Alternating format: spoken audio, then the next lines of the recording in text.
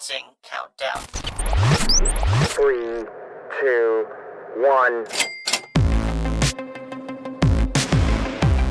This is the Contracting Experience, connecting government contracting professionals to the world around them through conversations with acquisition influencers, insights into evolving hot topics, and sharing lessons learned from the field.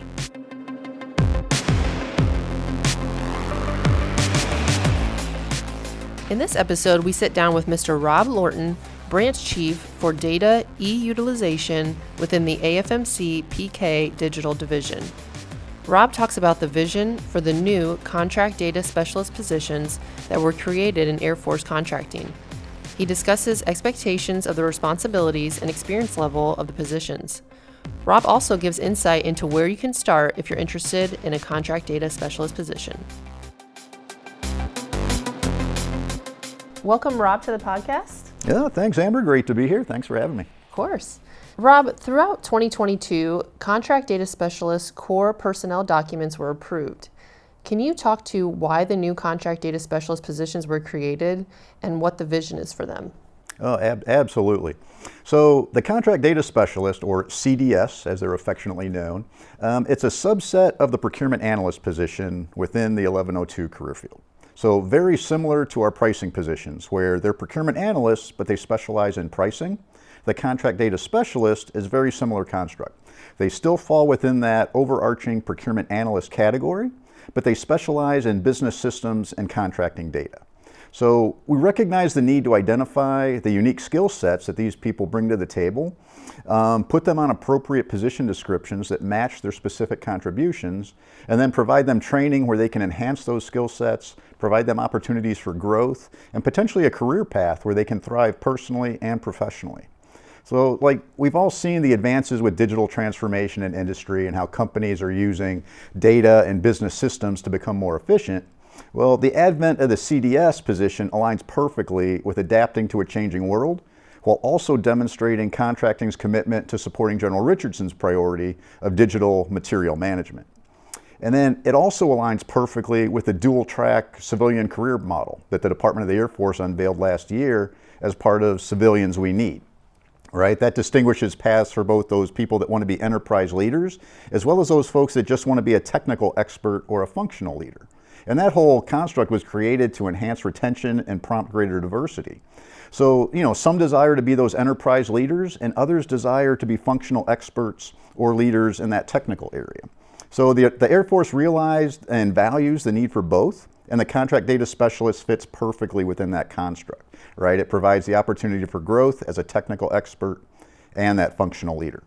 So currently we're tracking about 60 personnel that are now sitting on CDS positions across the Air Force, from GS-12s to NH-4s, and we expect those numbers to probably double over the next year. These are mostly folks that were on sort of a generic procurement analyst position, but now they're able to function under a position description that more aligns with their contributions. So again, very similar to how pricing has that specific niche and opportunities for growth, the 1102 procurement analyst, contract data specialist, now has that same opportunity and that same niche as well. So it's a win for the individuals to pursue their interest and passion in this area, and it's a win for the organization to properly recognize the contributions those professionals bring to the table, and also hopefully provides a retention mechanism to keep some of these super talented people on the books that have a huge impact towards our mission success. Great. What types of duties and responsibilities will a contract data specialist have in AFMC Contracting Directorate and other locations? Great question. First off, I should mention that CDS isn't limited to just headquarters positions, and it's certainly not limited to just AFMC, right? Those position descriptions we talked about, they're approved at the Air Force level, and a CDS position can be at any level of the organization: headquarters staff, center, wing, PEO, squadron, you name it. To paraphrase a recent Tony Everidge presentation, CDSs are everywhere and they do a lot of things. So probably the first duty that people associate with a CDS is data analytics and data utilization. right? For example, every office probably has that one go-to person whenever they need anything data related, right? Whether it's actions and obligations, whether it's what have we done to in COVID response, what have we done to support Ukraine, what's our PALT looking like, times of awards, do we have any contracts with a certain vendor, what's our trend analysis look like, from year to year, or maybe comparisons even between work centers. So everything from tracking quarterly metrics to pretty much anything data related, they go to that one person. And then that one person will magically go into one or more of these contract data systems. They'd extract the results, and they'd do some magic in Excel and PowerPoint, and they'd give the boss a decent product to answer the mail. Well, that person historically could have been a contract specialist, maybe a CO, maybe a procurement analyst, maybe a system administrator, or maybe just somebody who happened to know how to get that data. So the CDS path, it allows those folks to specialize in this area and one, be on a position description that matches their contributions, and two, it provides an opportunity for those people to excel in that data world with training, resources, and increased opportunities. So data usage, that's just one of the primary duties of a contract data specialist. Other duties, maybe at the center or unit level, might be a system administrator, right? A Conwrite administrator or maybe a Con IT super user would be better served by being on a CDS position. We also have a lot of CDS types working hard on the migration from Conwrite to Con IT, right? Huge overarching initiative there. And these duties are absolutely crucial for mission success, but traditionally these positions have been somewhat limited in opportunities for advancement and growth.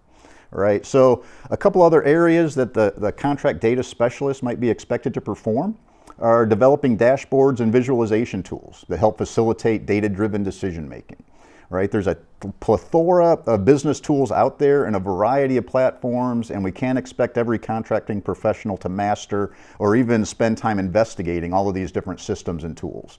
Right, so this is where a contract data specialist can come in. Right, maybe they can evaluate some of those tools and platforms and find the ones that are most beneficial to their organization, and then kind of be the tool whisperer, if you will, to the rest of their organization. They can be the link to those business systems and the liaison for their organization, so that instead of everyone going out to investigate these tools, the CDS can take the lead on that and then filter down what's important to that organization. So in our office, we've published several tools in a variety of platforms. Again, we're contracting professionals, procurement analysts, but we're also expanding our technical skills to assist the contracting workforce by enhancing data transparency across the enterprise and putting data at the fingertips of any user in any organization. So things like, when is your next option coming up, right? When is the last day to order on that IDIQ? Where are we at on tracking ceiling? Right? Every office probably has their own method of tracking that information, right? Maybe it's an Excel sheet, maybe it's somewhere on a shared drive that some people know about, other people might not. Maybe it's some other tracking tool where users have to manually input that data. So the tools we develop and the tools we endorse take advantage of existing systems such as FPDS, where the data has already been entered into a system once. And we can just extract that data and put it into an easy to use app and put it at the fingertips of any user. So other functions of a CDS, provide training on these systems, again, be the data whisperer for your organization, if you will, and provide assistance to the overall digital enterprise and supporting digital material management. What types of experience level and skills are you looking for in a contract data specialist? Another great question, Amber. So the contract data specialist can be at the any experience or grade level, but the foundation is really a solid understanding of government contracting and just a passion or desire to work with data and business systems. All right, we talked earlier about the various position descriptions that have been approved by the Air Force, GS-12 through GS-14, NH-3 and NH-4, both first level and second level supervisory CDS positions. There's even consideration of perhaps allowing interns to perform a rotation in a CDS role. So you really just need that solid contracting experience first, as you really need to know some of these systems, how they operate, where certain data is located in the contracts, funding lines, contract numbering system, things like that. And then, how those systems interact and where that data can be extracted from. So the second part of that is just a passion or desire to delve into that technical side of things, right? Maybe some demonstrated expertise in using data to solve problems.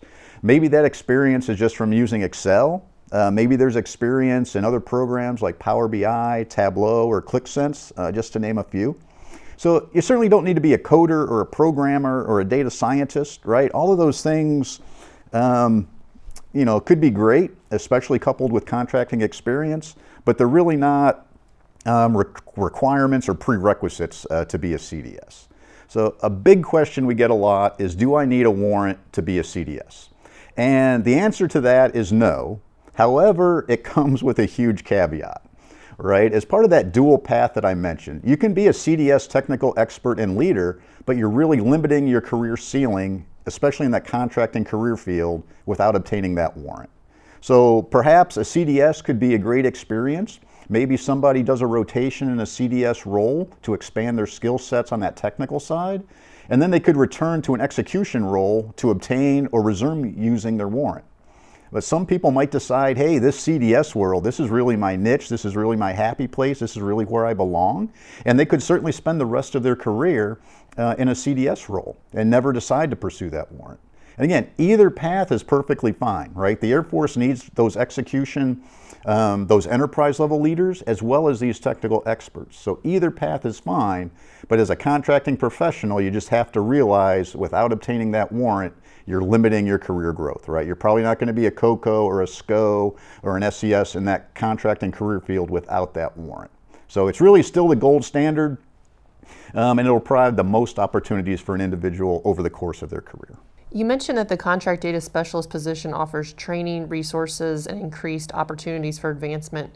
Can you give us some examples? Sure. So historically, folks working in these types of positions were sort of on their own, and in their spare time, they would maybe find an Excel class or learn some new tricks in Excel or something like that. But their training and development plan was really the same as everybody else's, right? There was really no niche. So our team scoured hundreds of courses and various skill sets and put together a contract data specialist individual training plan.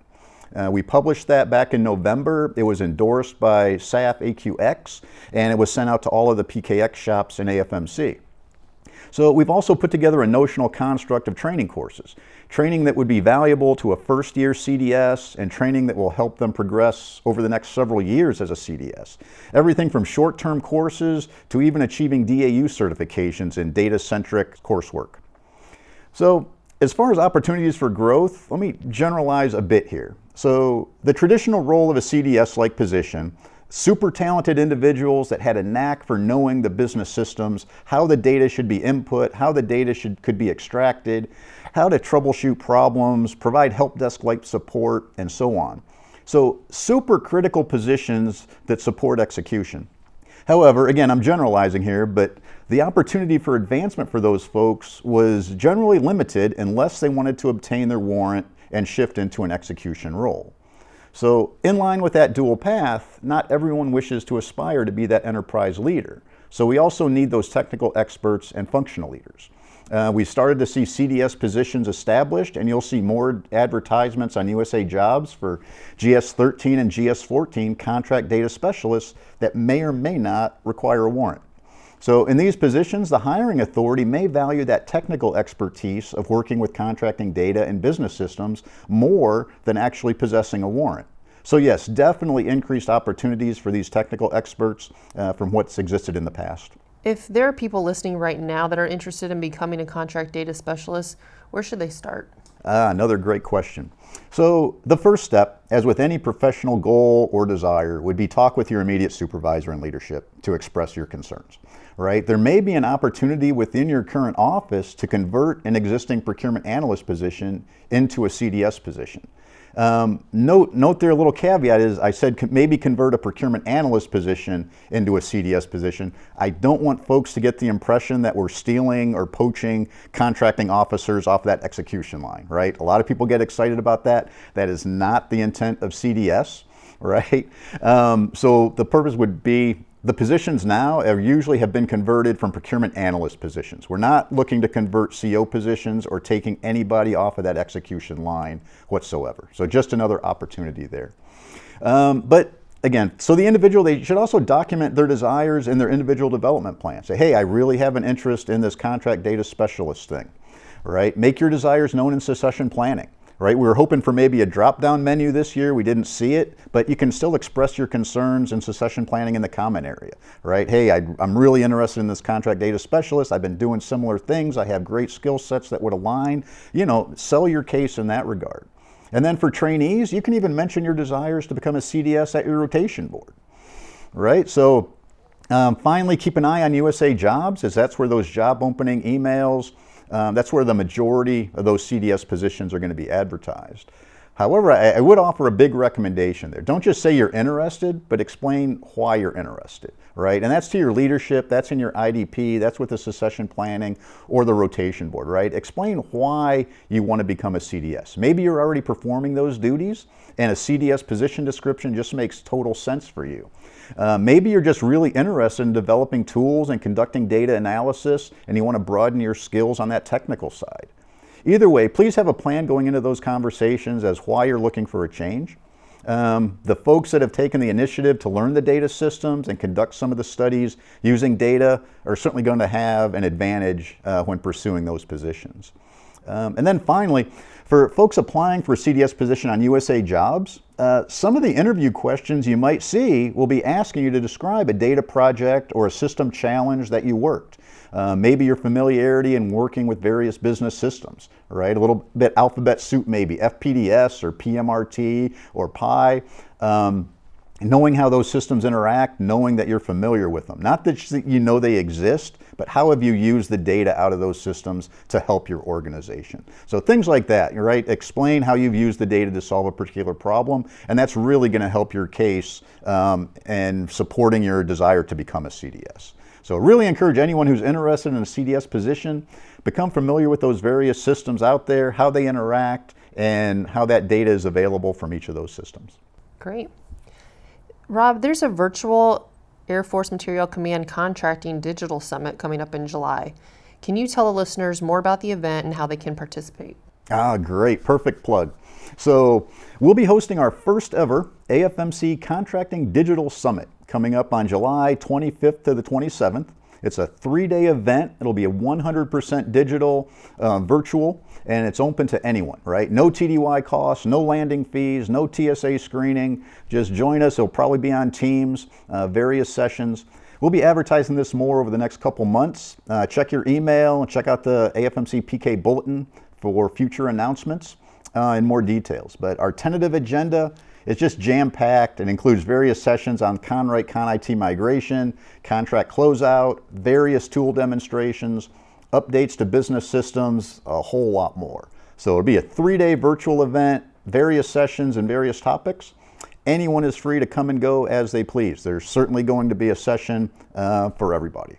But in the meantime, for anyone desiring more information about that contract data specialist position, we hosted an Air Force webinar back in February, had almost 700 attendees. We had 62 questions and answers, so there was really a lot of passion, a lot of interest in this niche.